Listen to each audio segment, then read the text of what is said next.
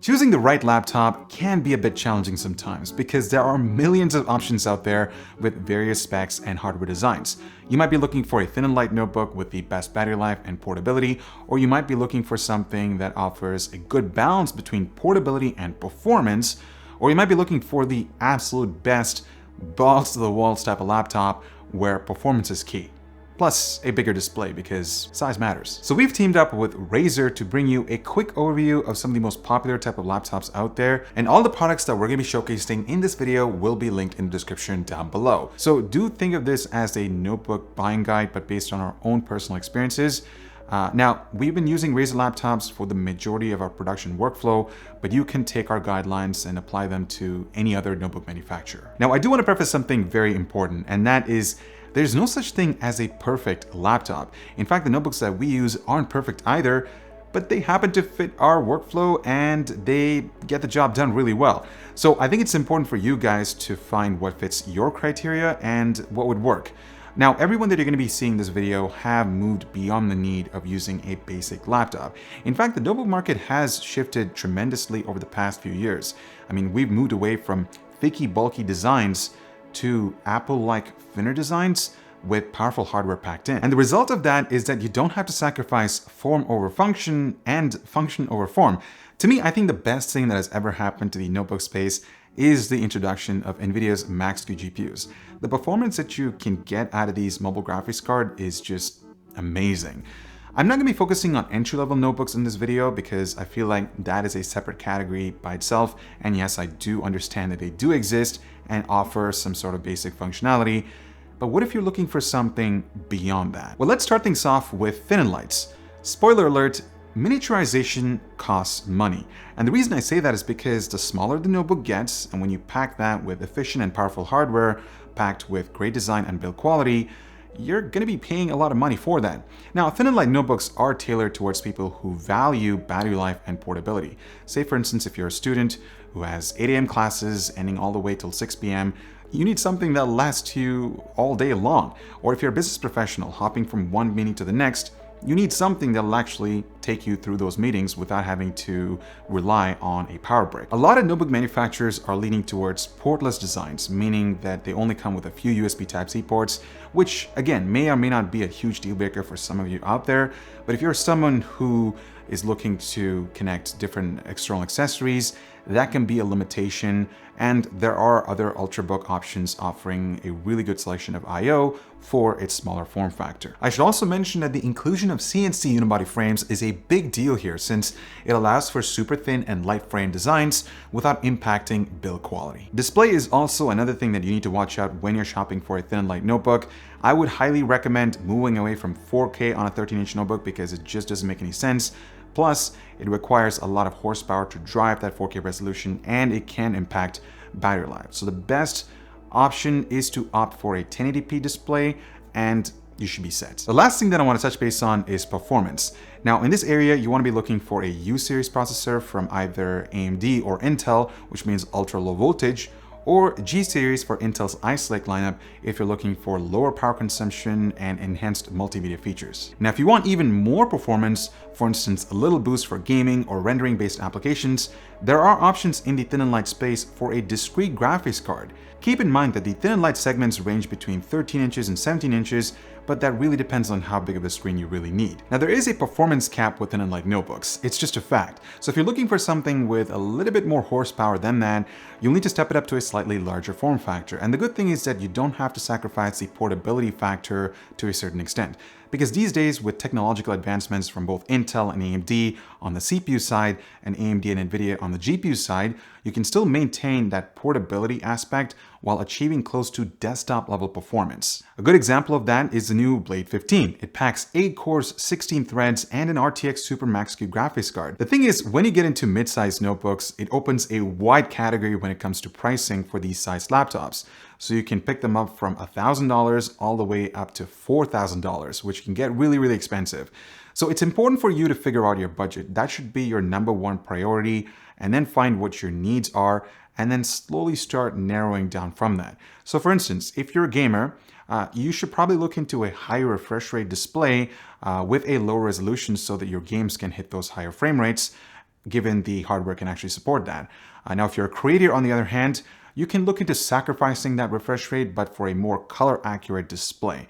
I think that's probably the best way to look at it. Now, do keep in mind that OLED panels do tend to get a little bit more expensive, so it's best that you might be better off with an IPS display offering you a great color spectrum or color coverage when it comes to DCI-P3 or sRGB. Another nice thing about these larger form factor laptops is that you get more connectivity. So you want to make sure that the I/O is up to spec with today's standards. For example, make sure that the USB ports are 3.2 Gen 2. Storage is also an important factor for both gamers and creators. And I think the million-dollar question that needs to be answered here is, are you willing to store all of your files locally, or are you willing to rely on external storage solutions? Now, I'll give you a perfect example. I use DaVinci Resolve to edit all of my videos, and DaVinci project files take a lot of storage, especially when I'm working with 4K footage. So external storage seems to be the right choice for me personally. So I don't really need a lot of local storage, so I'm perfectly fine with maybe 512 gigabytes of storage. Heck, I would even be fine with 256 gigabytes of local storage. But if you're a gamer, that can be an interesting conversation because modern games these days, especially Red Dead Redemption 2, can easily eat up 150 gigabytes in no time. So I would recommend 512 gigabytes of storage, or if you're willing to spend a little bit more, a terabyte of storage would be great because you can load it with your most favorite titles and basically keep those games wherever you go without having to rely on an external storage.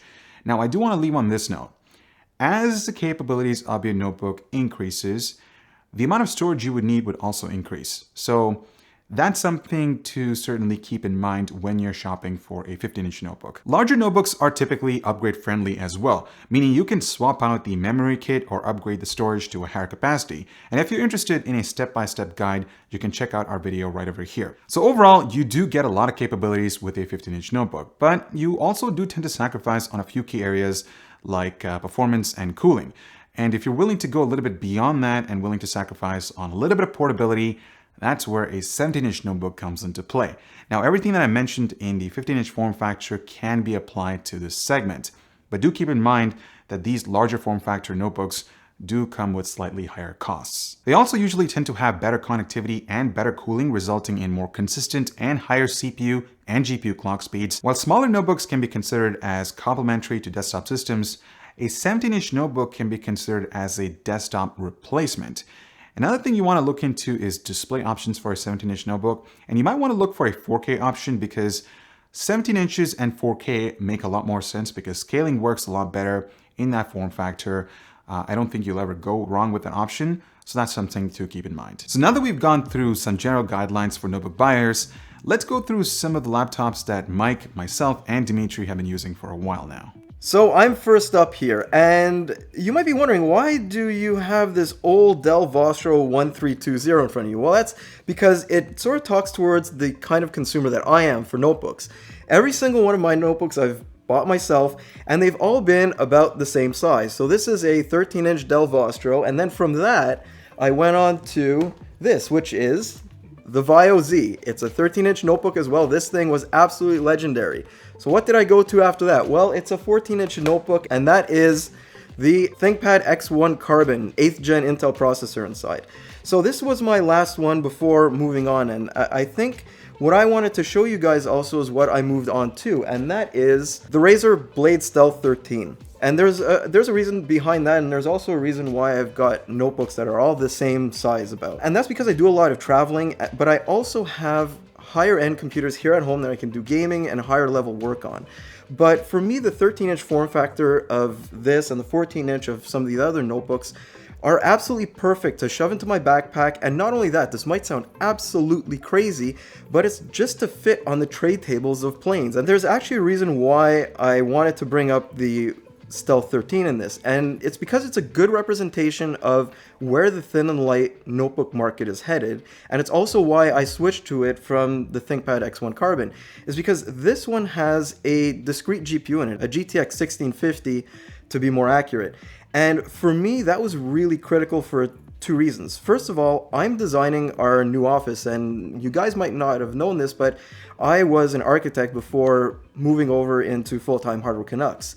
And I've been using AutoCAD, and AutoCAD, the acceleration from the GPU in this really helps me move things around at a more fluid pace, and especially when copying, pasting, and going into 3D. Right now I'm using SketchUp for 3D, and that discrete GPU brings things to the next level. And not only that, I'm the kind of guy who, when I'm on the plane or when I'm just sitting on the couch, I like to play pretty basic games by today's standards. Look, I know that a larger device like a 15-inch notebook would probably get me a lot more power, get me into some higher level gaming, but I just don't need it. I'm totally okay with a 13-inch notebook right now with long battery life, a discrete GPU, and it just fits my lifestyle perfectly because I can come home, I can game wherever I want to at home, and maybe even if I'm cooking, I could bring this with me on the counter. So that's pretty much why I'm in this 13-inch form factor, and I'm sure it's going to appeal to a lot of people, from students to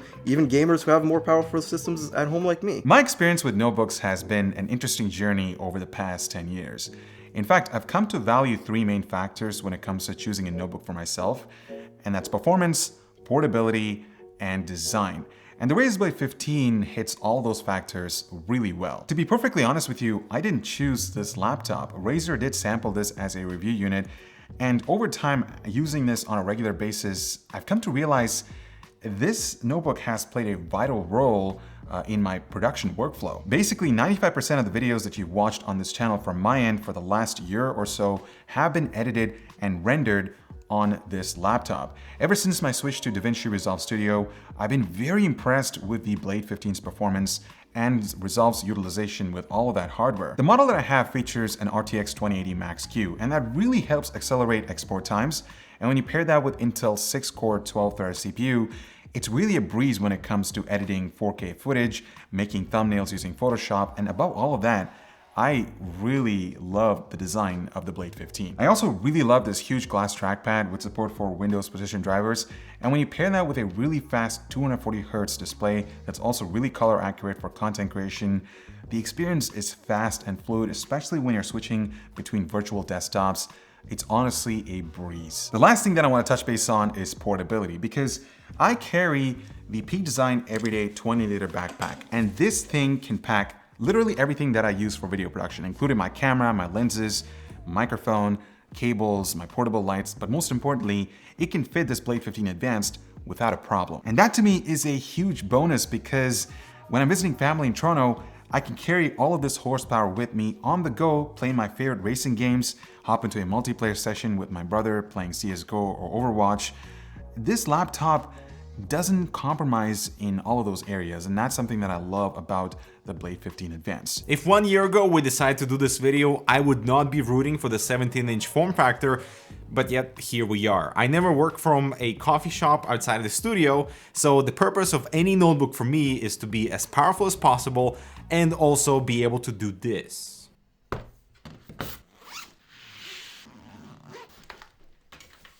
That is right, it must fit into my backpack, so when I do work remotely, transportation is not an issue. I'm so happy that we're beyond the absolutely thick and massive 17-inch notebooks, but with extra size come all the benefits. So the screen, for example, on my 17-inch Blade Pro is much bigger. That usually means higher resolution, so 4K scaling on Windows is palatable, whereas 4K on a 15-inch notebook is just a joke. If only Windows scaling worked as good as it does on macOS, then 4K on a 15-inch form factor wouldn't be an issue, but it is. I actually get more screen real estate with my 4K 17-inch form factor, even with high scaling, than a 1080p screen on a 15-inch notebook. A thicker body also means extra ports. It's kind of sad though that we have to upsize in the notebook space to get an SD card reader, but usually there are more ports on 17-inch notebooks because of the additional space. So with this notebook, I have an Ethernet port, full-size HDMI, and additional Type-C that I do not have with my Blade 15. But even more, to come back to my original point about having the best performance, this is by far the most powerful notebook I've used in terms of clocks and cooling. My GPU, for example, boosts to 1700 MHz, which is about 300 MHz higher than what I was getting with my Blade 15. The CPU is cooler and the fans are quieter. We have more space, therefore bigger cooling solution, bigger heat sinks, more fans, it all makes sense. I have no regrets ditching the 15-inch at all. This is my studio machine when I'm away from the studio. Back to you, boys. So I hope you were able to take something away from this video. Thank you so much for watching. Again, stay safe, Spend responsibly, my friends, and I'll talk to you guys in the next one.